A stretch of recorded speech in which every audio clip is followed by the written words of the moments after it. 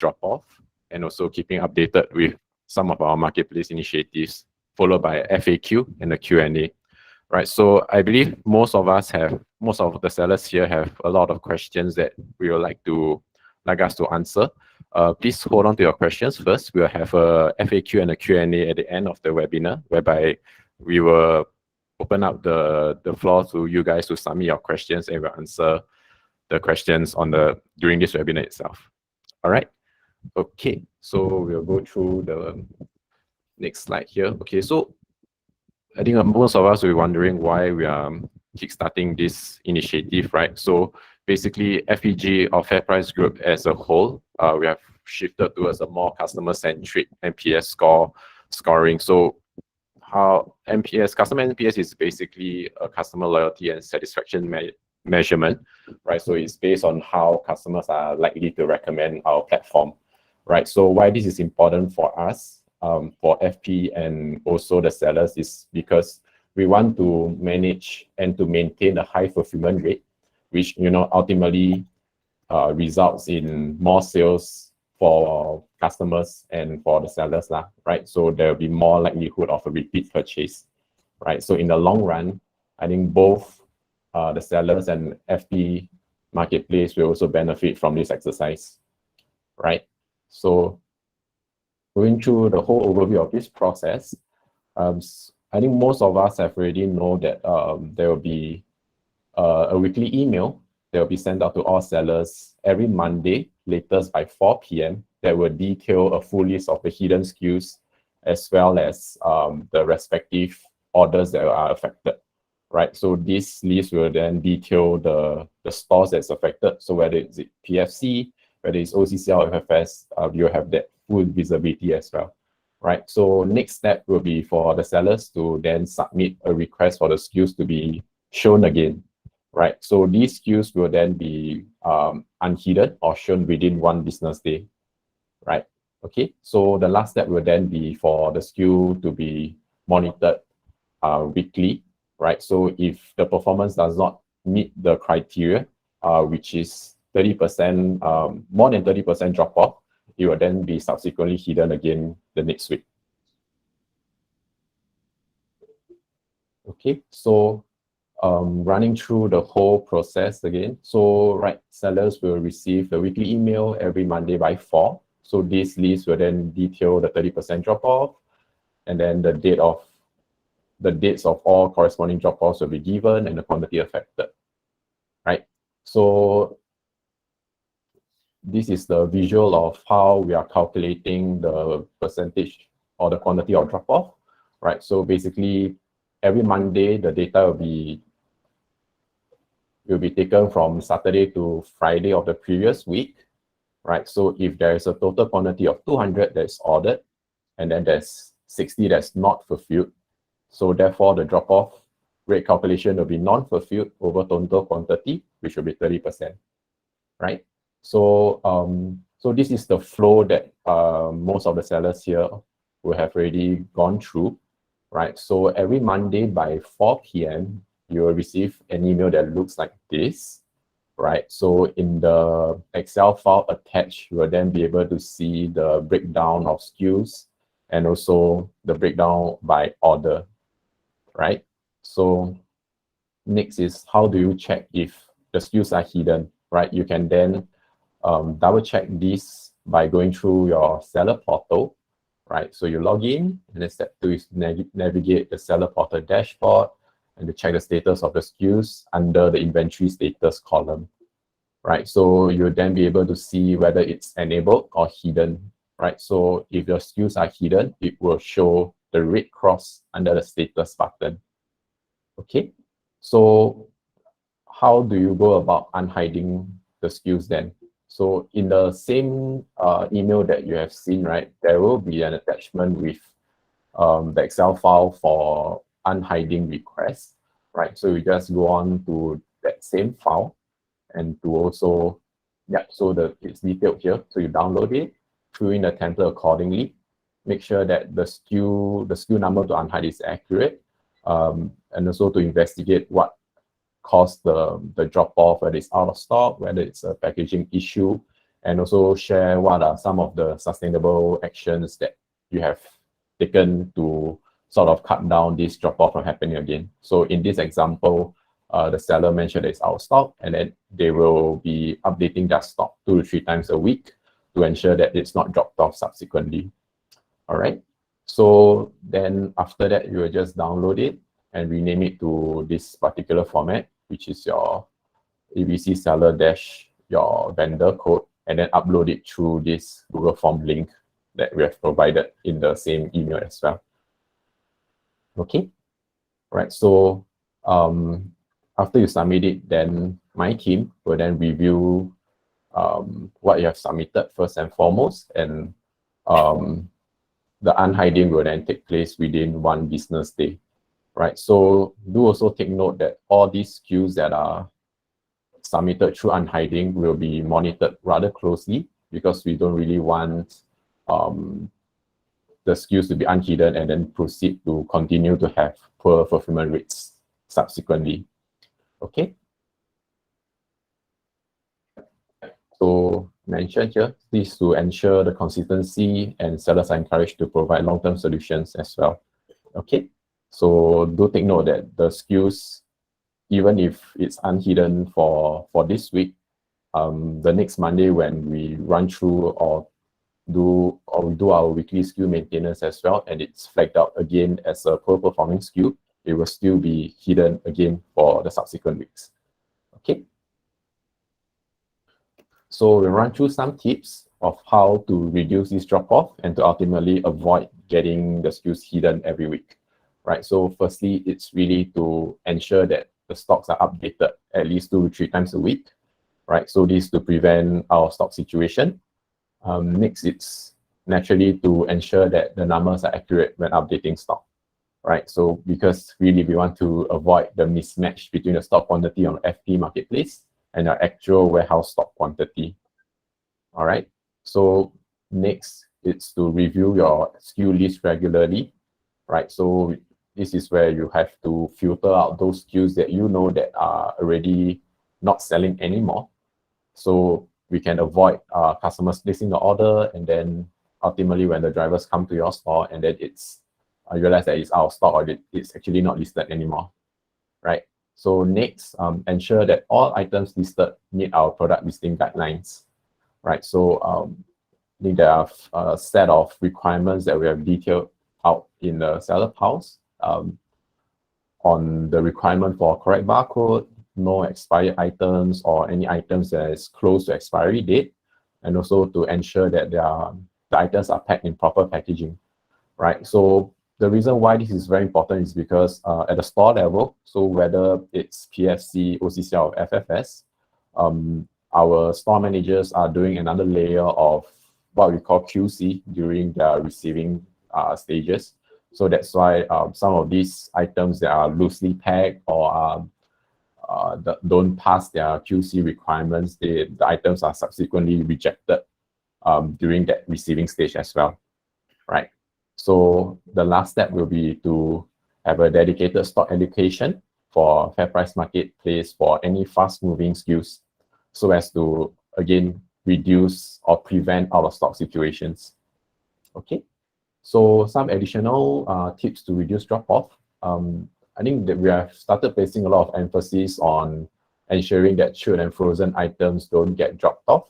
So with that, we also will require a boosted up version of how we are packaging our chilled and frozen items, right? So first and foremost, the size of the carton must fit the internal volume of a typical cooler box, where the dimensions are here, which is 56 cm times 30 times 30 to accommodate the utility plates that our drivers will be storing the chilled and frozen items with, right? So if the carton size box exceeds the cooler box dimension, then it must be repacked in individual plastic bags with 5 items max per bag, right?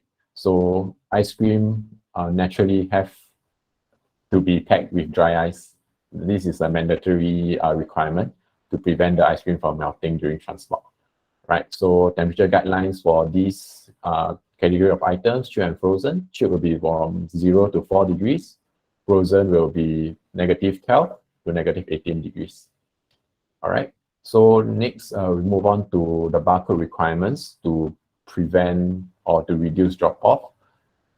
Yep. So first thing, it's really to ensure that the barcode is readable, right? So we have this utilize code 128. So this is what we call something that is sort of industry standard to prevent any kind of drop-offs, because the drivers can't scan, the stores can't scan, and then we are forced to drop off the item just because of that, right? So next is the color.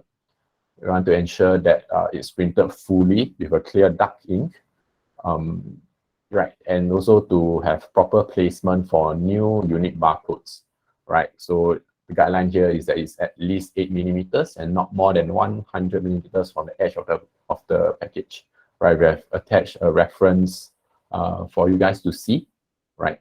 So after that, barcode verification, we want to ensure that the barcode you have listed do not conflict with any of our other stores.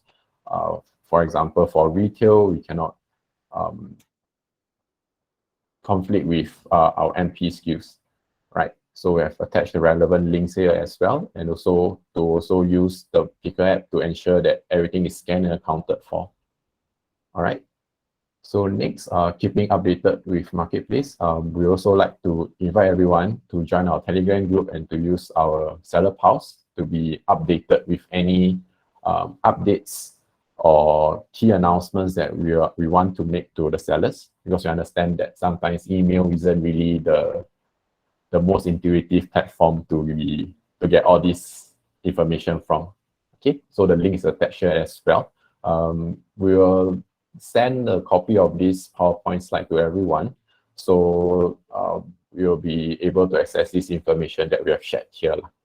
Okay, so with that, we'll move on to some of our FAQs that we have compiled ahead of this webinar. So I'll pause here for a while. You can see that there is another QR code on the top right-hand corner of this slide. Please scan it to ask your questions as well. On top of we have 8 questions we will cover here. So during the course of me going through these questions, if you have further questions, you can scan this QR code and submit your questions, and we will answer them during this webinar itself. Okay.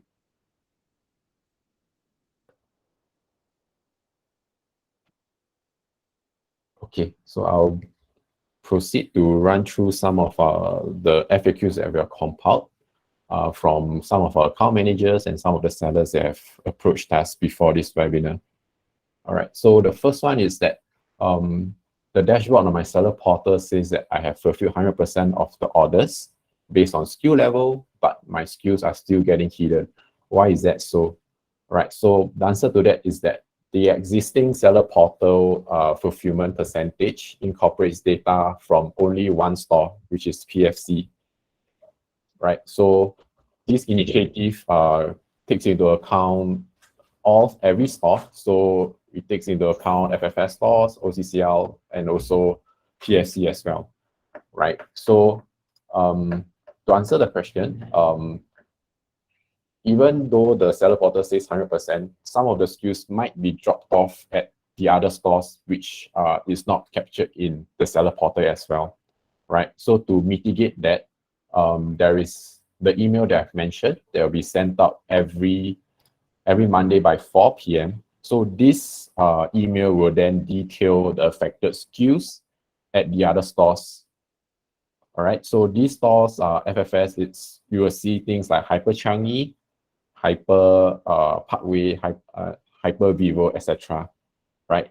So moving forward, to ensure that the sellers have a unified platform to see all the affected SKUs, right?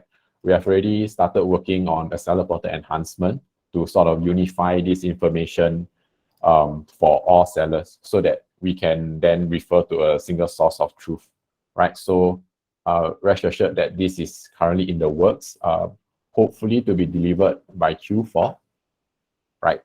Okay, so this is for question 1. So moving on to question 2. If we are sure that the item is fulfilled, will FPMP, meaning FairPrice Marketplace, investigate why it was captured as drop-off, right? So first and foremost, we have made some changes to how we are calculating the data to be dropped off. So moving forward from Monday onwards, it should reflect a more accurate reflection of what the sellers are seeing as per seller portal, right? So, but of course, to answer the question, yes, FPMP will check, but it will be, the investigation will take at most 3 working days to get back to you guys, right? So in the meantime, you may then raise the investigation through the same template to unhide the SKUs, but just include a side note to investigate the affected SKUs before. And if the SKUs are verified that it's unhidden or the fulfillment rate is indeed 100%, we will then proceed to unhide within 1 business day. Okay, right. So the next question, some dropped off items seems to be in the returns. Should these then be calculated in the fill rate? Right. The quick answer is then any customer cancel items, which means that if the order comes in and the sellers fulfill it properly, it flows to the store, but the customer cancels, then will this be calculated in the fill rate? The answer is no. We have already taken out any orders that are affected or cancelled by the customer front, because this shouldn't, the sellers basically shouldn't be liable for this kind of cancellation, right? So what will then constitute as a drop in fill rate are those items that are returned because of product quality concerns, right? So we've received some items that are damaged or leaking when they reach the store, or they have wrong barcode. So any of these cases will then cause the store to not be able to receive it because of these quality concerns, right? So they are rejected on the spot during the receiving phase of the logistics chain. So these items will then ultimately flow back to the returns chain from the store back to the seller. So yes, these items will then be counted as a drop-off in the seller's fulfillment rate. Okay, right. So we move on to the next question. Question 4. So we received some questions from the sellers, like why is FairPrice MP team suddenly imposing a SKU drop-off % check across all sellers? Right, so I think aligned with one of the first few slides that we have gone through, that the FPG group has been working quite diligently on improving perfect order for customers, right? Such as reducing the rate of missing, damage, wrong items cases.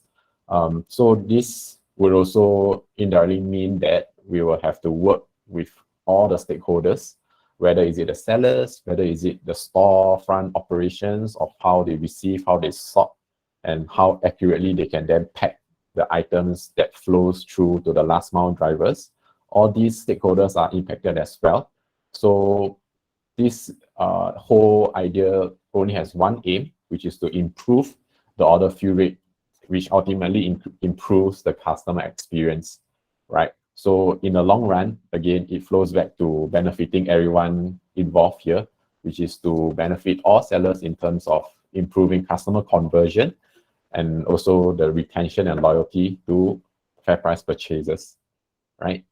Okay, so the next question, do I have one particular source or link to catch up with all information about SKU drop-off follow-up, right? So we have also attached a link to a Seller Pulse website where you can find out all the information there, right?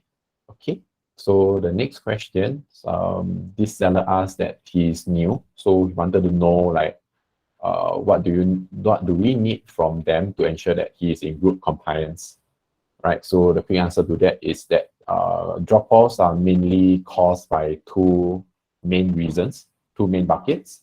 So either the item was not packed at all, which could be because of out of stock, which also linked to the problem we have with inventory accuracy, right? So secondly, it's that the items are rejected during the receiving phase of the store, the stores, which are PFC, OCCR, and FFS. right? So to prevent that, of course, we highly encourage everyone to use the picker app to prevent missing out any items during the packing phase, and also to pack according to the pick list, right? So more importantly, the seller should also ensure that the inventory is updated as accurately as frequently as possible to prevent out of stock, right? The last point is then the accuracy of barcode and product quality issues, right? So items can be rejected due to barcode issues, product quality issues, or packaging issues. So as long as a seller, whether new or not, are in full compliance of these three main points, the rate of drop-off should be kept at the absolute minimum. So the seller will then be in compliance with the requirements of FP Marketplace. Okay, so we move on to the next question. What matrices should I monitor on a daily or weekly basis to ensure that I'm in compliance? Right, I think this is a follow-up from question 6. So on a daily basis, sellers should be monitoring their SKU level fulfillment via the short allocation report that you have available on the seller portal.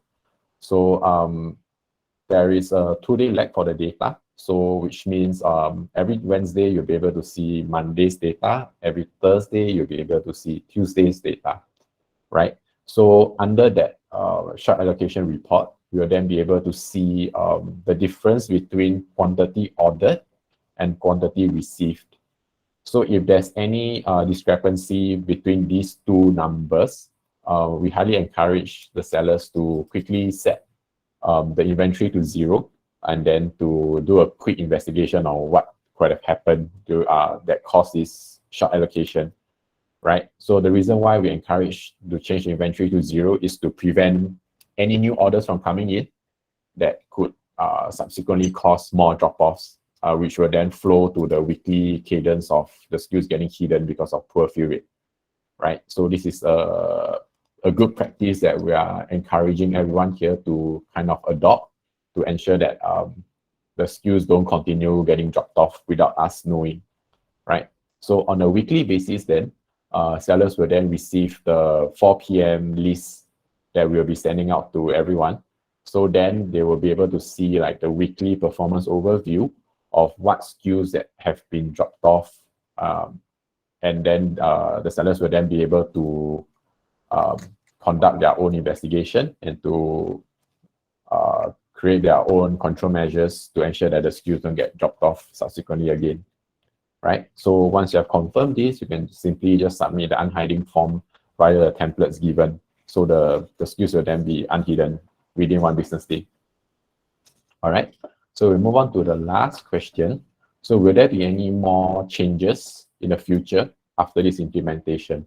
The quick answer is that yes, there might be, as our business is working towards continually improving both customer and seller experience, right? So, but more importantly, we want to be as transparent as possible. That's why we really welcome all feedback that anyone or any of the sellers will be giving us to work towards improving the change process to support all stakeholders, right?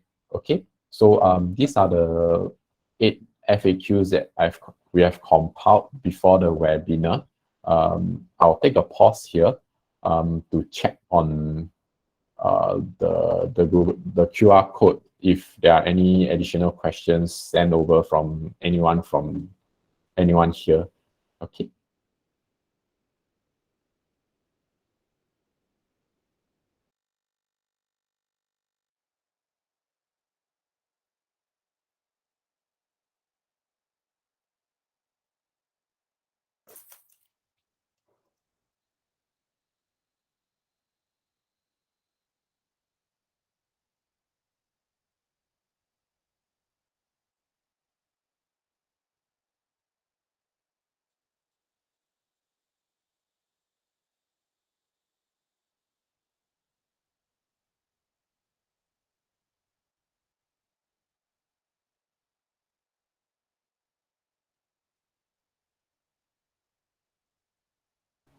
Okay, I'm looking through a few of the questions and I'll answer them.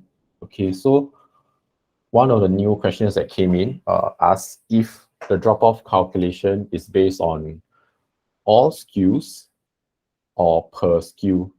Okay, the answer will be, it will be calculated based on per SKU, right? So it will be really based on the performance of a single SKU for the entire week.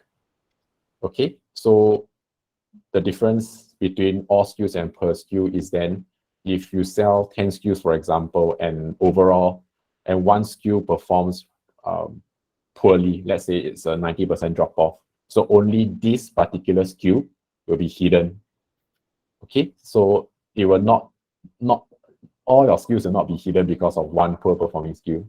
Okay, so it's just targeting that single SKU that has been dropped off, maybe because of reasons that we have not, even the sellers don't know yet. Maybe there's a quality issue from the supplier, or there's a packaging issue that's because of the supplier. So this is the avenue for the sellers then to flag out these issues and to create the control measures that we have mentioned earlier to prevent these SKUs from ultimately dropping off again. Okay. So the next question is that the pick list does not show the SKUs that you all mentioned we did not fulfill. Okay, so pick list doesn't.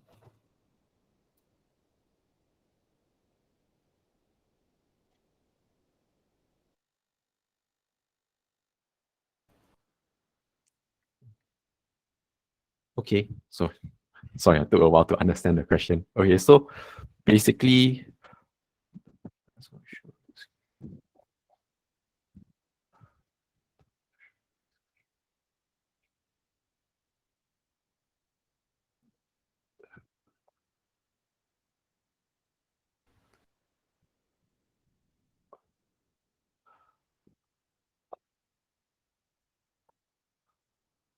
okay, so regarding the question, I'll repeat again. The question is that the pick list does not show the SKU that was mentioned and was not fulfilled. Okay, so for this, we will encourage the seller to refer to the list of non-fulfilled SKUs that was sent every Monday to sort of understand like what went wrong, because the pick list will only show items to be picked and packed, right? Okay. So we'll move on to the next question, which is that is the item returned to the seller by day or by a lot of quantity? So the answer to this is that returns, the stores will, during the receiving phase I was mentioning earlier, right? So when the store receives a batch of orders, for example, and they will scan, so most of the items will pass their initial QC phase. So they will be sorted accordingly to the subsequent stakeholders downstream of the logistics chain. So any of the returns will then be flagged out on the spot, where they will churn out the return slip that most of the sellers will be seeing, right? So it will then be handed over to the drivers the next day, and the drivers will then send it back to the sellers, right? So the quick answer is that the returns will be returned to the seller by day instead of by entire batch. Okay.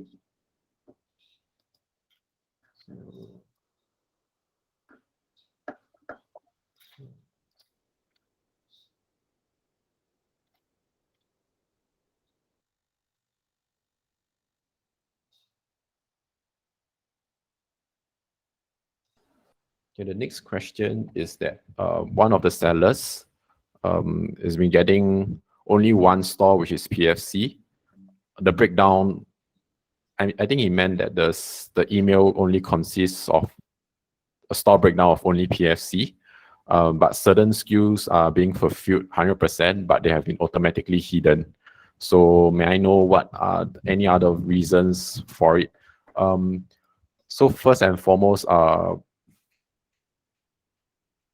I think we have to understand like what kind of the nature of the SKUs, whether it's fresh or whether it's chilled or frozen, that might have caused the store levels to reject it on the receiving level. So for this, we will investigate the reason for the SKUs hiding, and we'll reach out to the sellers again. But right off the bat, we will need to have the list of SKUs to conduct that proper investigation. All right. So, okay. Next question.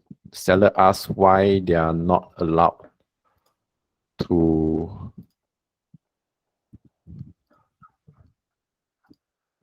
Hold on. Okay, the next question is that there's no invoicing daily when we deliver the goods. The submission of SKUs feel very inaccurate. So will FairPrice as a company be working on methods to improve the receiving of goods? There should be an on-site confirmation of the quantities that receive on the spot, right? So quick question, quick answer, yes. I think this is one of our main priorities to kind of enhance the current tech infrastructure to have more visibility across the different stakeholders, right? So ultimately, we'll want to have the sellers to scan, and then for the drivers to scan, and for the stores to scan. So we have that clear handover procedure to know that who is liable for a subsequent drop-off, for example. So I would say yes, it's currently in the works. We will keep everyone updated once we have the tech priority list out, and we can communicate the launch of the project to everyone here. All right, so feedback is well taken. We will work on it and see when we can deliver the product so that everyone has that visibility. So the next question is that the seller wants to be able to disable or enable products on their end. Again, we'll require tech enhancements for this. The current system is not able to support this feature at this point of time. But yeah, we will work closely with the tech team to see what we can deliver soon to ease this pain point. Okay, so the next question, the seller asks, what is PFC, what is OCCR, what is FFS? So PFC, it's quite straightforward. It's FairPrice's Peace Fulfilment Center. So it's the store whereby it's one of the bigger warehouses that we have. So followed by FFS, which is acronym for Fulfill from Store, and OCCR being the dark store, right? So we have two main stores that we operate. So firstly, it's PFC, and the next group will be OCCR and FFS. All right, so I hope that answers your question. So why does this breakdown is for us, for FairPrice as a company to serve different demographics of customers within different zones across the country. Okay. Okay, so the next question is how to unhide the SKUs. I'll quickly run through the process again. Okay, so if you look at my screen, I think we detailed it here. All right, so first and foremost, check the email. So you'll receive this email that'll be sent to you every Monday by 4 p.m. So you'll see two attachments here. First one will be the list of SKUs that are hidden.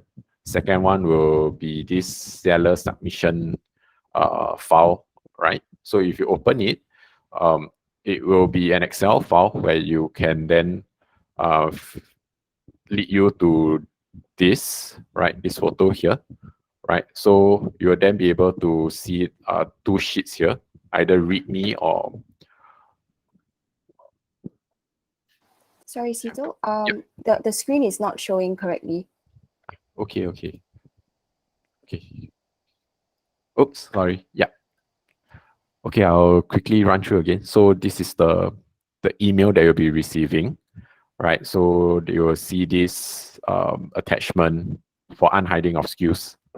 Okay, so once you download that, it will lead you to this Excel sheet whereby it will be readme or use me. So the second sheet, which is the template, will then lead you to this table right here, right? So you will then be required to enter your SKU numbers here, the reason for drop-off, and the control measures that you will be taking to prevent the subsequent drop-offs.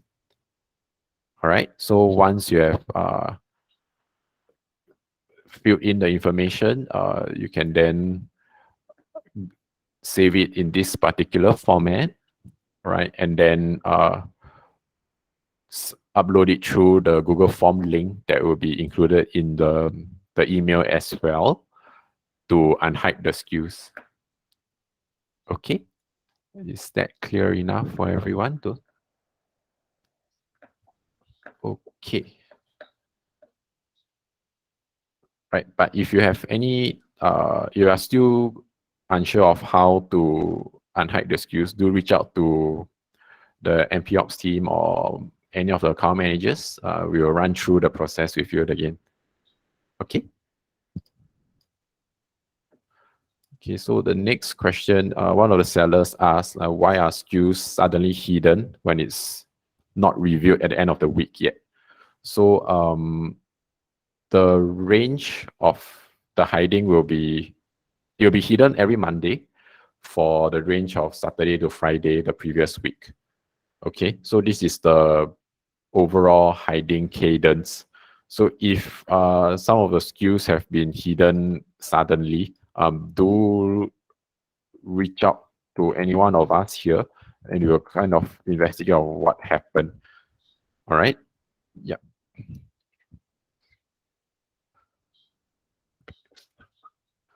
Okay, the next question regarding the email that you'll be receiving and the breakdown of the SKUs report here.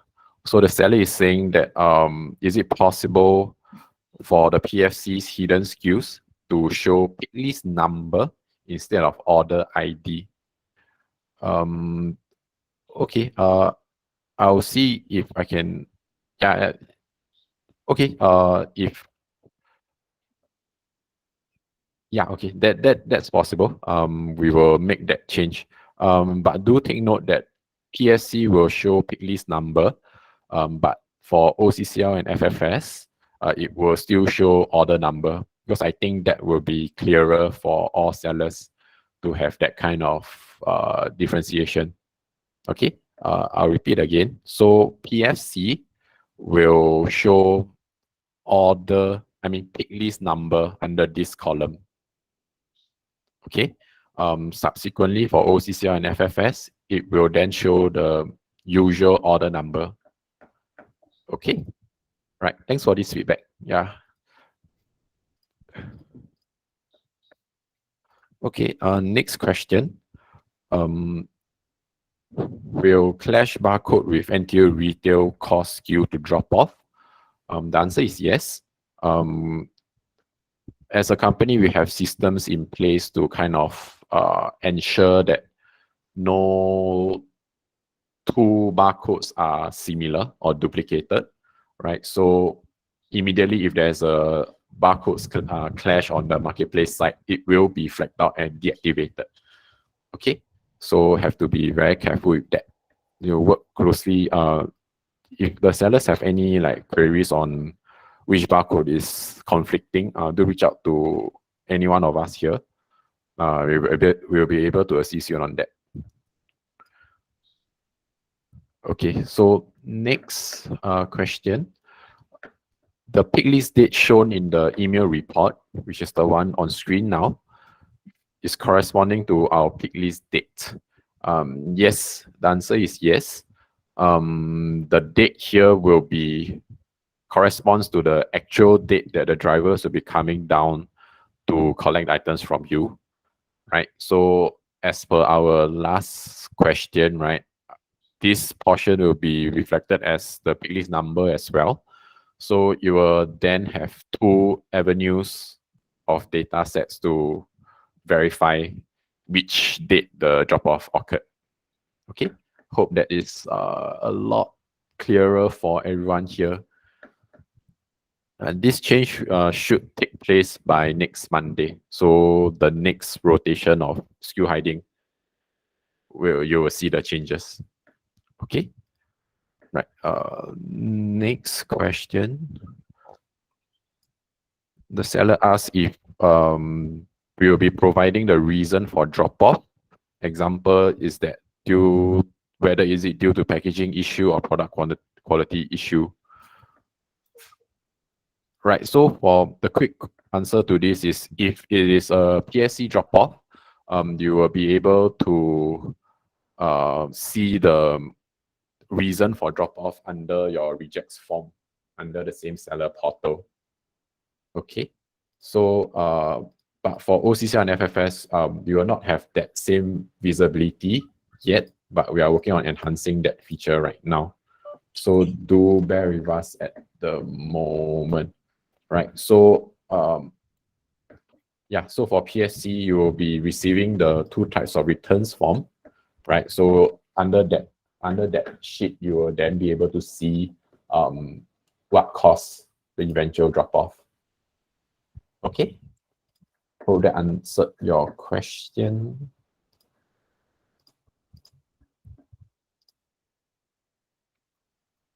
Okay, so the next question, the seller asks if the file we've been sending from our side for the hidden SKUs for drop-off is the same as a short allocation report. Answer is yes. We are referring to the same set of data, right? So I understand there's some cases of data inaccuracies over the past few cycles of the SKU hiding, but that has been fixed. Right, so moving forward, we will be using the same set of data for all SKU hiding. So it's a lot clearer. All right, so I'll repeat again. The SKUs that are hidden moving forward will be the same as the short allocation report that is accessible by all sellers through their own seller portal. So I'm referring to the one where you will see the quantity delivered, quantity received by PFC, right? So that will correspond to whatever SKUs that will be hidden moving forward. Okay, for OCCL FFS side, because this feature has not extended to the seller portal, we will continue to send the breakdown in this format, but we will do our due diligence to filter out any discrepancies from next Monday onwards to make sure that it is there's no inaccurate data that is unfair to any of the sellers here. Okay. There are not much questions left. I'll do a last one. The seller asked, in a non-fulfilled SKU shown in the drop-off breakdown, it says that it was not fulfilled on the pickup date, but the SKU was not in the PSC pick list for that day.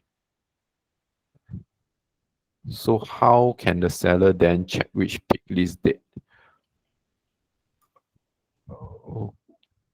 I think I'll summarize the question again. Basically, this seller experienced a few SKUs that have been dropped off, but upon their internal investigations, right, they couldn't find any pick list anywhere. So it wasn't in PFC, it wasn't in OCCR or FFS, but I think it was still dropped off. Right. So how can this seller then check which pick list date it was based in?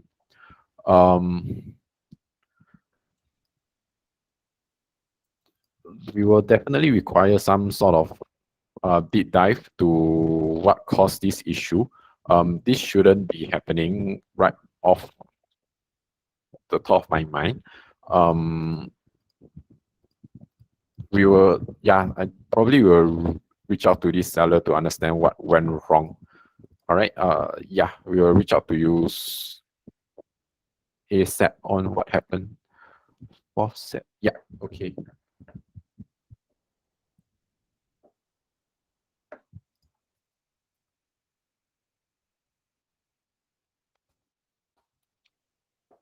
Okay.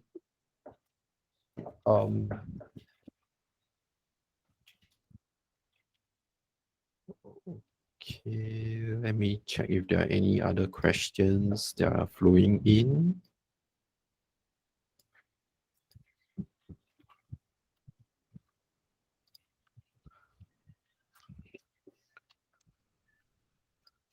Okay, I'm seeing a few questions revolving around the same nature, whereby the SKUs are hidden when they couldn't find anything on their pick list. Let us do our investigation on our end. But rest assured, next Monday onwards, it shouldn't be happening again because we are doing our internal cleanup as well. All right. Okay. Okay, so with that, I think we have come to the end of our webinar. If you have any other questions that you still wish to flag out, please do reach out to any one of us here. We'll be more than happy to answer your queries. And most importantly, do let us know if you have any feedback on how to improve this current process. Understand that it can be a bit painful for every one of us here, but we'll be more than happy to help to ease those pain points. All right. If not, thanks everyone for joining. We will compile all the questions that have been raised during this webinar, and we'll keep the feedback and kind of work things out internally to see how we can further improve the current process. All right. With that, thanks everyone. Thanks for joining.